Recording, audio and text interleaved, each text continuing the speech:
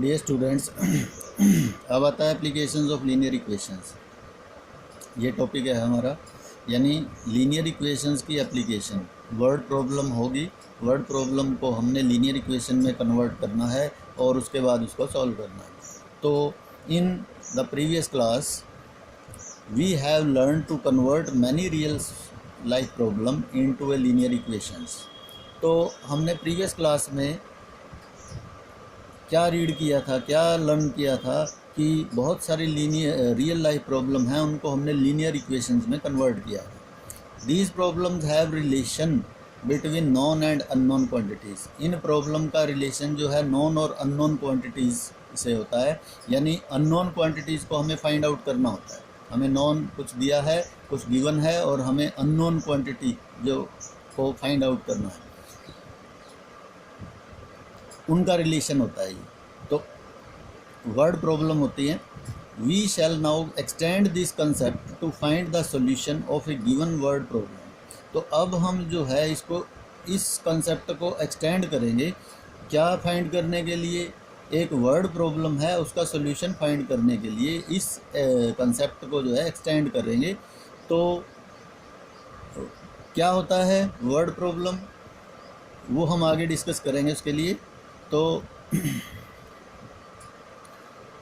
उसके लिए ये कहता है कि the following steps will help you to solve a word problem.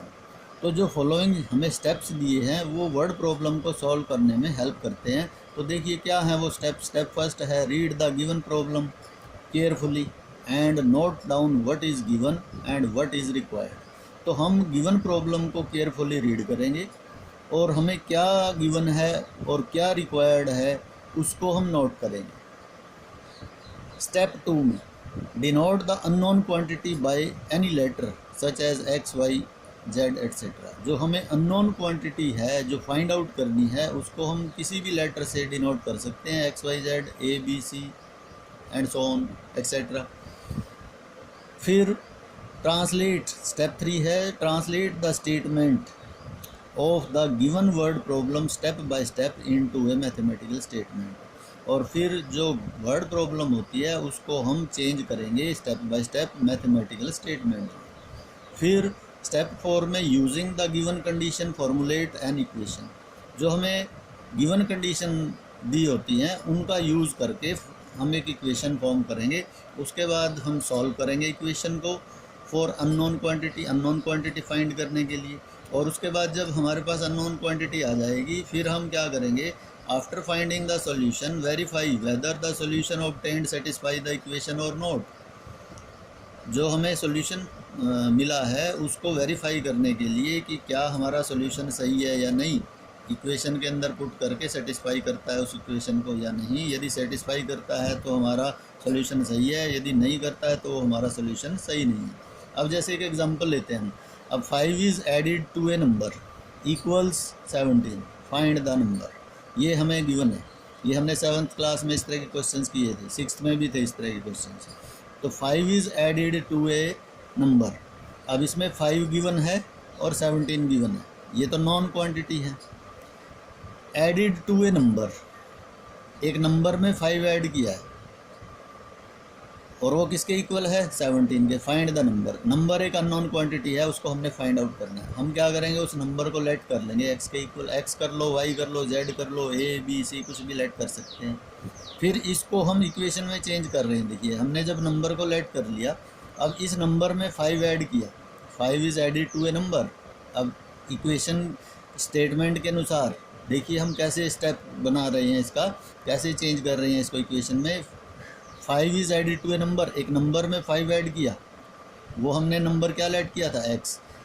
X में 5 ऐड किया, इक्वल किसके है, 17 के। तो ये हमारे पास क्या बन गई, एक लीनियर इक्वेशन बन गई। अब हम इसको सॉल्व कर सकते हैं। कैसे सॉल्व करेंगे, अब जैसे ये x + 5 है ना, +5 को यानी कांस्टेंट है, उसको दूसरी साइड ले जाओ कांस्टेंट की तरफ, हमें इस नंबर की वैल्यू मिल जाएगी। तो 5 को इधर कैरी करेंगे तो ये प्लस है, इधर आगे क्या हो जाएगा, माइनस हो गया।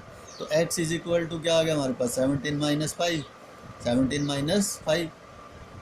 तो 17 में से 5 सब्ट्रैक्ट कर दो 12, यानी हमारे पास अननोन क्वांटिटी की वैल्यू क्या आ गई, 12 आ गई। क्या आ गई, 12। अब हमें ये सेटिस्फाई यानी ये सॉल्यूशन सही है या नहीं उसके लिए वेरीफाई करेंगे। मान लो हमें ये लेफ्ट हैंड साइड दी थी इक्वेशन की x+5 किसके इक्वल है 17 के। इस अननोन क्वांटिटी की वैल्यू 12 जो है यहाँ पे पुट कर देंगे।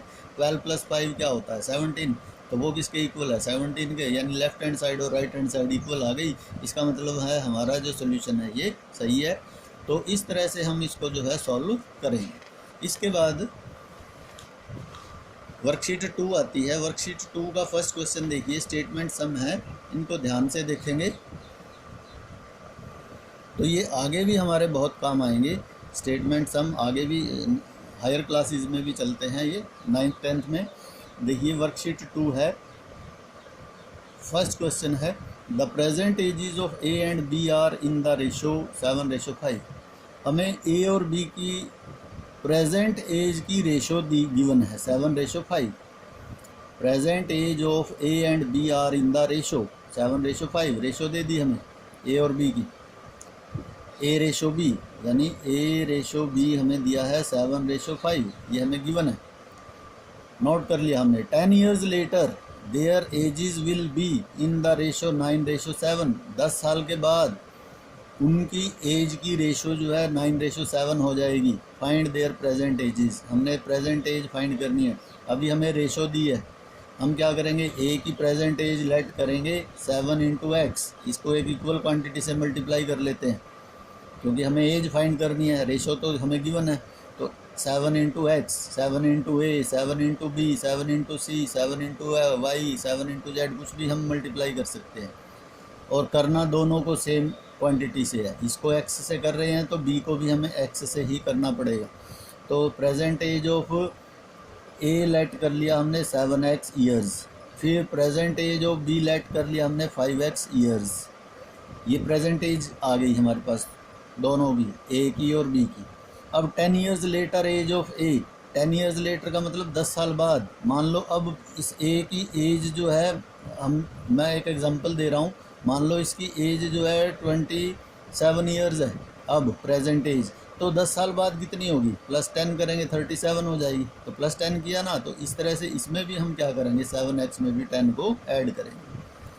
तो अब प्रेजेंट एज है 7x + 10, तो ये दोनों अलग अलग क्वांटिटी हैं, ये 7x है और ये 10 है, ये वेरिएबल के साथ है, तो ये 2 टर्म्स में हो जाएगा।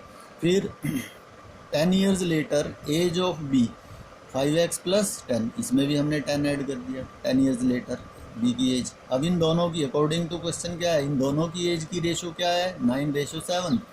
तो ये 7 years later age of a 10 years later और 10 years later age of b, ये है, इन दोनों की रेशो किसके इक्वल है 9:7। तो इसको रेशो को फ्रैक्शन में चेंज कर लिया, हमारे पास ये एक लीनियर इक्वेशन बन जाएगी।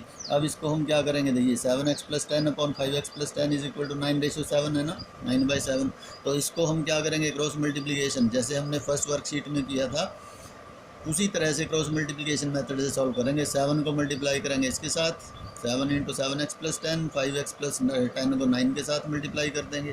तो ये हमारे पास 7 × 7 = 49x, 7 + 7 × 10 = 70, 9 × 5 = 45x + 9 × 10 = 90। अब x वेरिएबल एक साइड कर लो और कांस्टेंट एक साइड, तो 49x है इधर, 45 इधर आ गया -45x, इधर 90 है तो 70 इधर आ गया -70। 49 में से 45 सब्ट्रैक्ट करेंगे, 4x = 90 - 70 20 होता है, तो x की वैल्यू क्या आ जाएगी हमारे पास 5 आ जाएगी। अब x की वैल्यू 5 जब आ गई तो अब हमें क्या फाइंड करना है, present age, find their present ages. a की प्रेजेंट एज क्या थी 7x, present age of a हमने लेट की थी 7x, x की वैल्यू 5 पुट कर दो यहाँ, 7 × 5 = 35 years. Present age of b क्या थी 5x, x की वैल्यू 5 पुट कर दो, 5 × 5 क्या हो गया 25 ईयर्स। तो ये दोनों की प्रेजेंट एज आ गई। अब यदि वेरीफाई करना है हमें तो इनकी रेशो ले लो, present age of a ratio present age of b। देखो रेशो क्या आती है, 5 से कटता है, 5 × 7 = 35, 5 × 5 = 25, तो 7:5 आ गया, 7:5 आ गया ये, और यही हमें गिवन था। Present age of a and b are in the ratio 7:5, तो ये आ गया हमारे पास। इसका मतलब हमारा आंसर जो है ये सही है, तो ये सोल्यूशन हमारा सही है। इसके बाद आता है क्वेश्चन नंबर 2। क्वेश्चन नंबर 2 में देखिए 2 years ago father was 3 times as old as his son.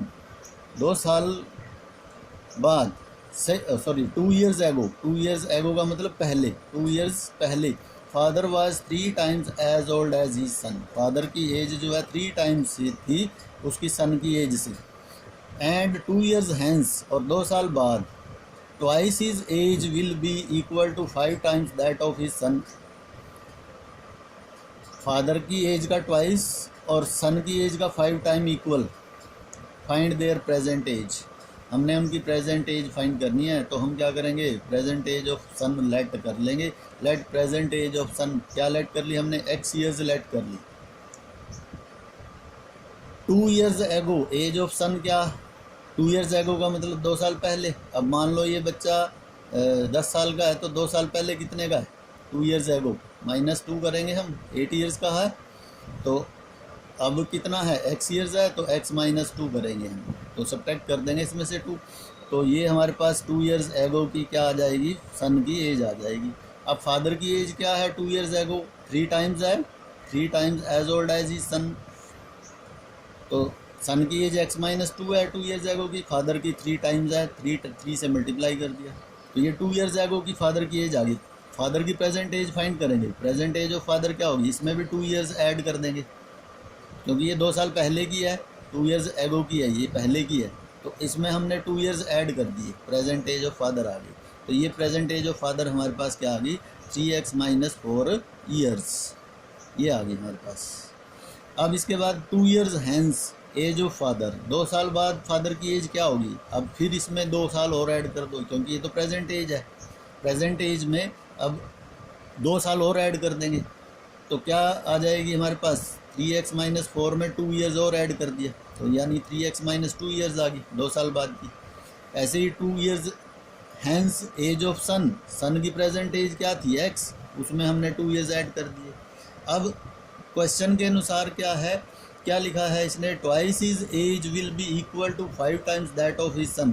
Twice his age यानी फादर की एज का ट्वाइस, 2 टाइम इक्वल्स सन की एज का 5 times that of his son. यानी फादर की एज को ट्वाइस कर दिया और सन की एज को 5 टाइम कर दिया, दोनों आपस में क्या है, इक्वल है.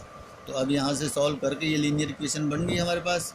इस इक्वेशन को स्टेप बाय स्टेप सॉल्व कर लेंगे, तो हमारे पास x की वैल्यू क्या आ जाएगी, 14 आ जाएगी.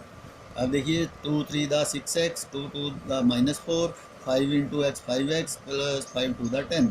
यहाँ से 5x को इधर कैरी करो, 4 को इधर कैरी करो, ये इधर आके माइनस हो गया, ये इधर आके प्लस हो गया. 6x - 5x = 10 + 4. तो क्या आ गया हमारे पास, x की वैल्यू 14 आ गई. तो ये x की वैल्यू 14 जो है, ये हमारे पास क्या आया, प्रेजेंट एज ऑफ सन आ गया. प्रेजेंट एज ऑफ सन वो हम लिख देंगे 14 years. फादर्स की प्रेजेंट एज क्या थी हमारे पास, 3x - 4, यही थी present age of father. Present age of father क्या थी, 3x - 4. x की वैल्यू पुट कर दो 14, 14 3 दा 42 -4 कितना आ गया, 38 years. तो ये फादर की प्रेजेंट एज आ गई, ये सन की प्रेजेंट एज आ गई.